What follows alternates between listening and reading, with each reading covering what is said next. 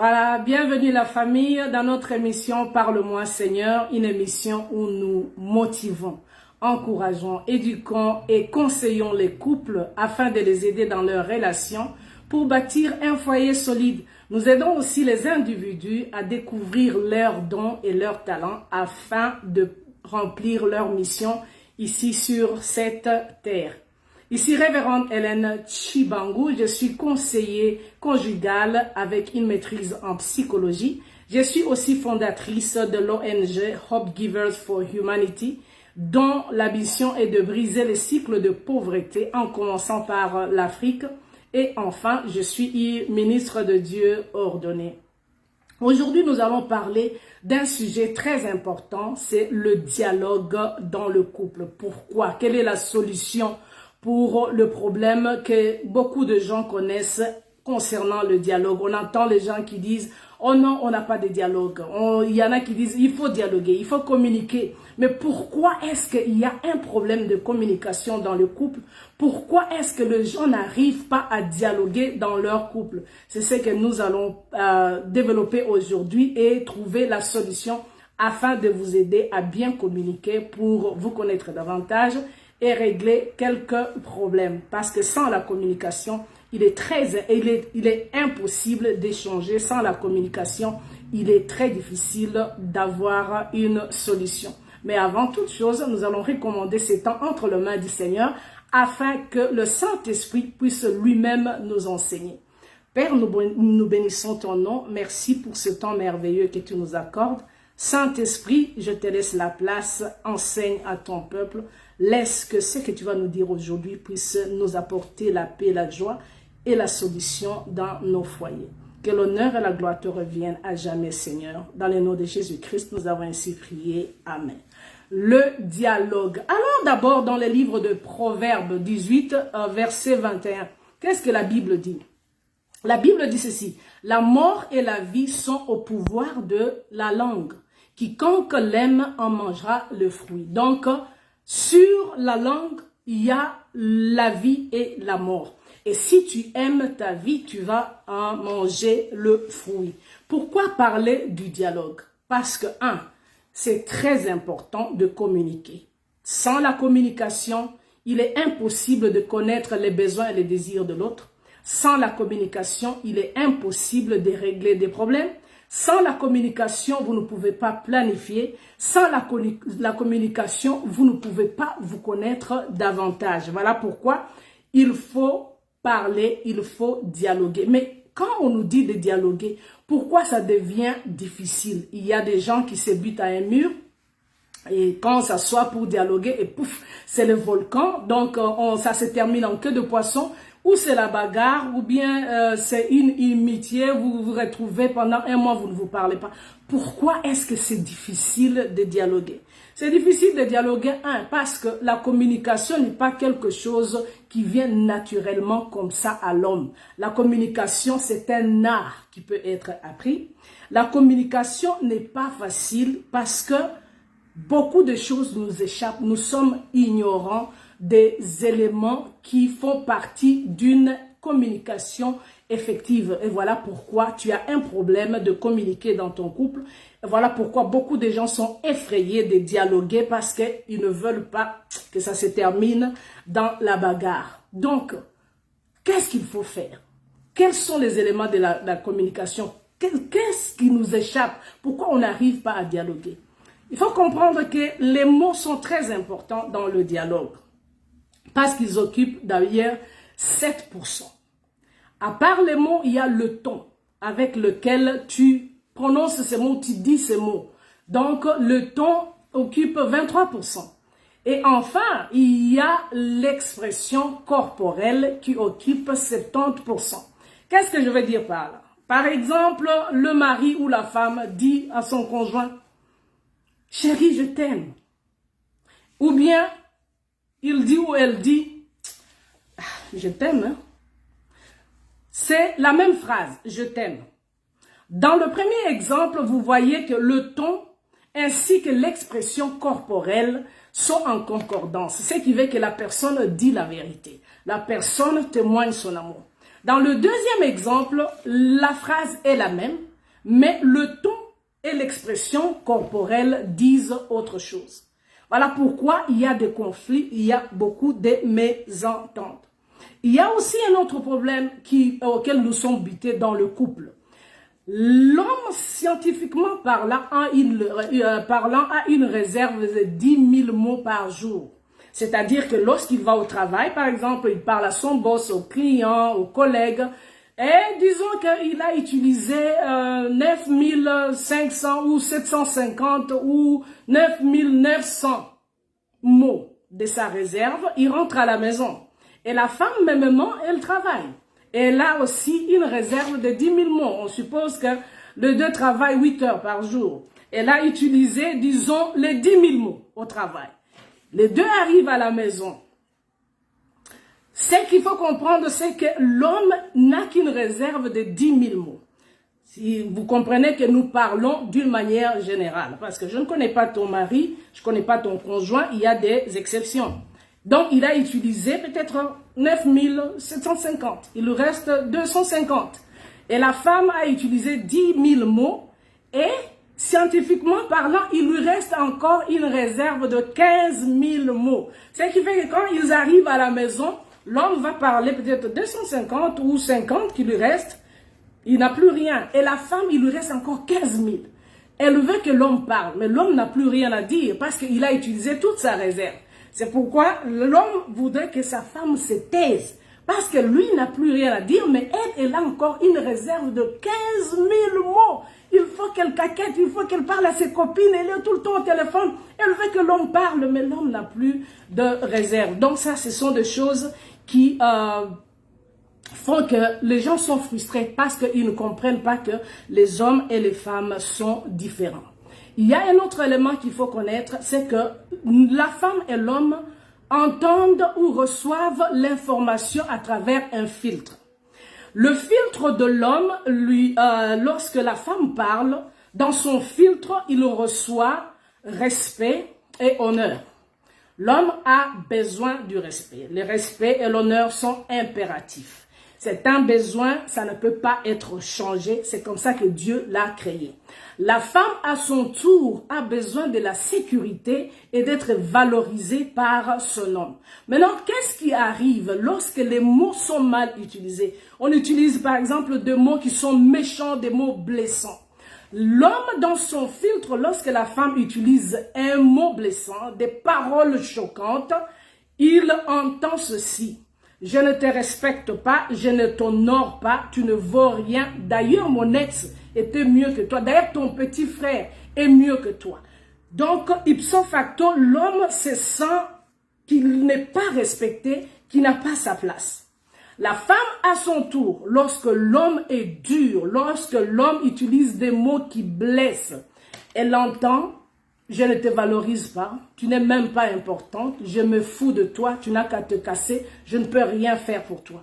Mais lorsqu'il lui parle avec douceur, avec amour, elle entend, je ferai tout pour toi, nous allons trouver la solution. Et quand la femme parle avec amour, avec respect, il entend, je t'honore, je te respecte. Ça, ce sont des éléments qui nous échappent plus, et c'est pour cela il y a confrontation, il y a mésentente, il y a guerre lorsqu'on s'assoit pour dialoguer parce que nous ne connaissons pas en fait ces différences.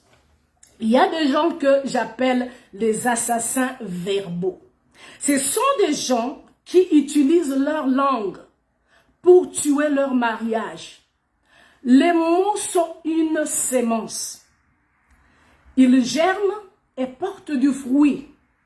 Si tu as sémé les mots méchants, si tu as sémé le sarcasme, sache que tu vas récolter le désastre. Les mots peuvent vous rapprocher ou vous éloigner. Les mots peuvent encourager ou décourager. Quelle est la caractéristique des assassins verbaux? Ça, je veux lire parce que c'est un peu long. Ce sont des personnes qui sont méchantes. Elles vous dénigrent et vous dégradent. Elles vous manquent du respect, vous intimident avec leurs paroles. Elles sont sarcastiques, insultantes et cyniques. Leur spécialité est de diminuer les autres afin de se sentir supérieures. Pour qu'elles aient de la valeur, pour qu'elles sentent qu'elles ont de la valeur, elles doivent à tout prix diminuer quelqu'un. Elles doivent à tout prix rabaisser leur conjoint. Ce sont les femmes, tout comme les hommes.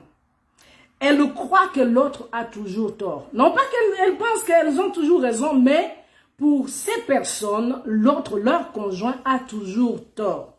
Et enfin, elles jugent les autres et n'ont aucun respect pour l'opinion de l'autre. Ça, ce sont les assassins verbaux.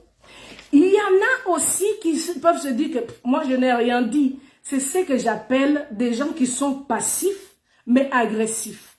Quel est leur comportement? Lorsque tu fais quelque chose, ça ne leur plaît pas. Qu'est-ce qu'ils font?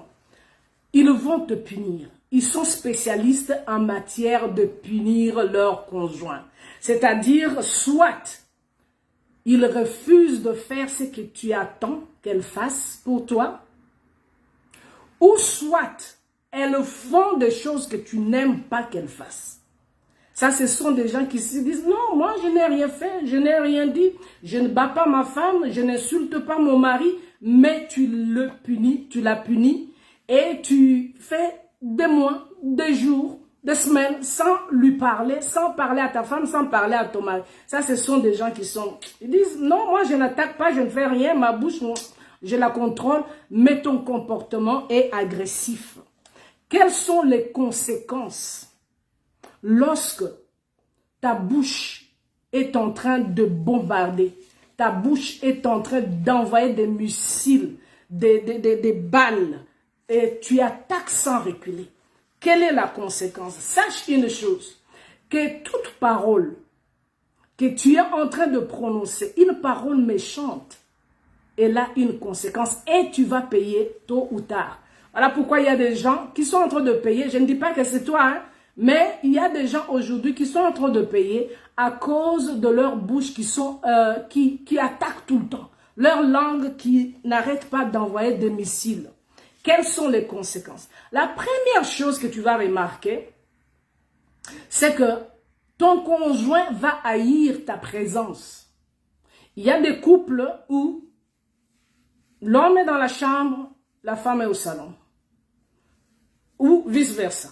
C'est-à-dire, la personne déteste ta présence. Ta présence l'embête, l'énerve. Elle ne veut pas sentir ta présence. Elle ne peut pas rester dans la même pièce avec toi. Ça, c'est la première conséquence. La deuxième conséquence, c'est que lorsque cette personne arrive à ce niveau, elle est déconnectée émotionnellement à toi. Et c'est là, tu la romances. Voilà pourquoi tu veux la toucher, elle ne veut pas.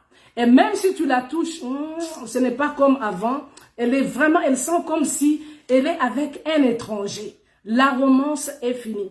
Ces personnes elles se sentent distantes. Ce qui veut dire, même lorsque vous avez vos relations intimes, tu as l'impression d'être avec un glaçon, un morceau de bois, une statue, parce qu'elle est complètement déconnectée de toi. Elle est tellement blessée et c'est juste, termine ce que tu es en train de faire, moi j'ai des choses à faire. Donc émotionnellement, elle n'est pas là. Physiquement, elle est avec toi, mais émotionnellement, elle est déjà partie très loin. La personne aussi peut devenir très silencieuse. C'est-à-dire, elle ne veut plus se battre, elle ne veut plus de confrontation, elle ne veut plus de conflit. Lorsque tu parles, ok, ça va. Ou carrément, elle ne parle plus. Elle se rétracte, elle se renferme à elle-même. Et ça crée l'isolation, ça crée la tristesse. La personne se sent seule. Vous êtes dans un mariage, mais la personne se sent seule. Mais quelles sont ces paroles méchantes, ces paroles qui sont en train de tuer le mariage? Peut-être tu es l'une des personnes qui a utilisé ces paroles ou tu as entendu ton conjoint les utiliser. Quelles sont ces paroles? Ça, c'est ce dont nous allons parler le mercredi prochain. Aujourd'hui, c'était tout simplement une introduction pour te dire que Les mots sont très importants.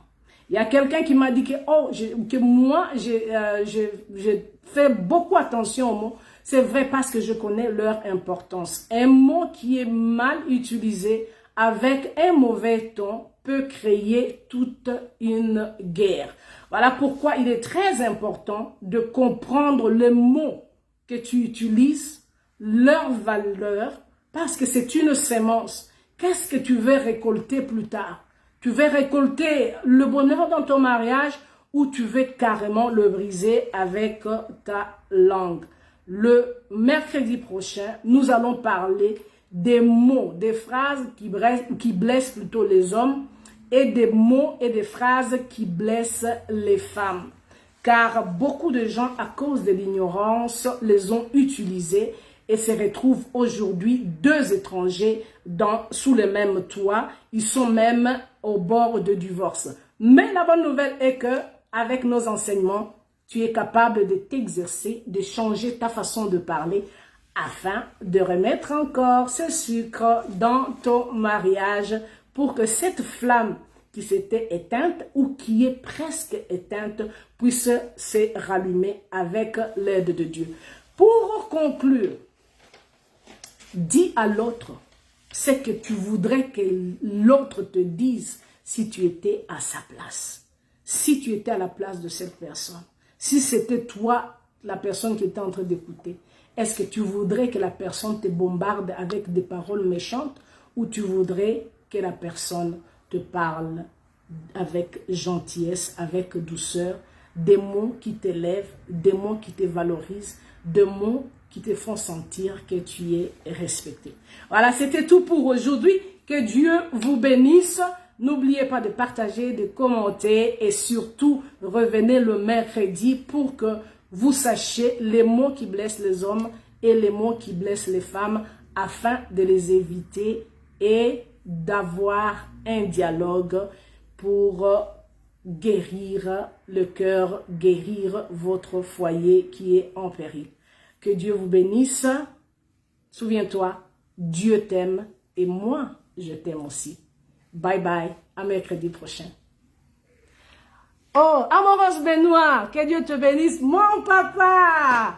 Oh, papa Jules, que Dieu te bénisse, Daddy, que Dieu te soit favorable. Et toutes les personnes qui étaient en ligne, mon beau-frère Yves, ma soeur Déborah, que Dieu vous bénisse, ma soeur Maki, qui est mon élève de tous les jours. Mon beau-frère Brice, je vous salue tous, que Dieu vous soit favorable. À mercredi prochain, bye bye.